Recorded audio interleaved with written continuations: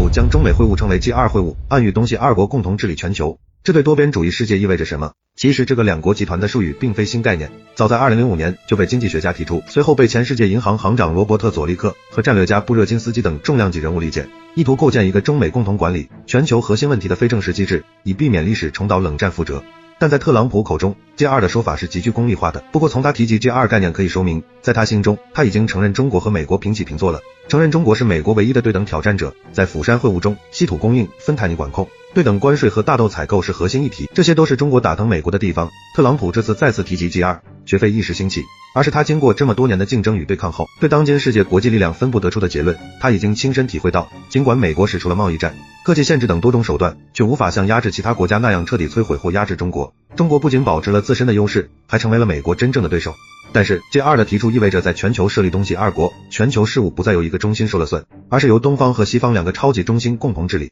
G2 这个称号实际上就是个陷阱，对于美国来说，表面上是共治，但其深层逻辑却是责任转嫁和竞争管理。这不禁让人想起，在战国中期，秦昭襄王和齐闵王一度并称为东西二帝，后来齐国因战略失误，国力日渐衰落，丧失争霸资格。秦国则通过远交近攻策略完成单极体系构建，所谓的 G2 终究要变成 G1， 这对中国来说并不是个好事。美国不愿再独自承担所有全球治理的巨大负担，更不愿看到中国在一个更加分散的多极世界中拥有更大的自由生长空间。因此 G2 试图通过授予中国领袖头衔来强行绑定全球责任，从而限制我们的战略资源和行动自由。一旦中国接受 G2， 就意味着从一个发展中大国瞬间转变为全球管理者，我们在全球南方的话语权和战略资源将面临双重挤压。此外，当今的世界秩序是以美国为主导的，美国通过美元体系、国际贸易规则和军事同盟维持着全球秩序的核心地位，中国很可能会被视为美国秩序的维护者，这与我们长久以来的多极化主张完全矛盾。因此 G2 是美国在承认中国实力的同时，给中国挖了个巨大的坑。另一方面，对于 G7 国家和欧盟而言，特朗普的 G2 说法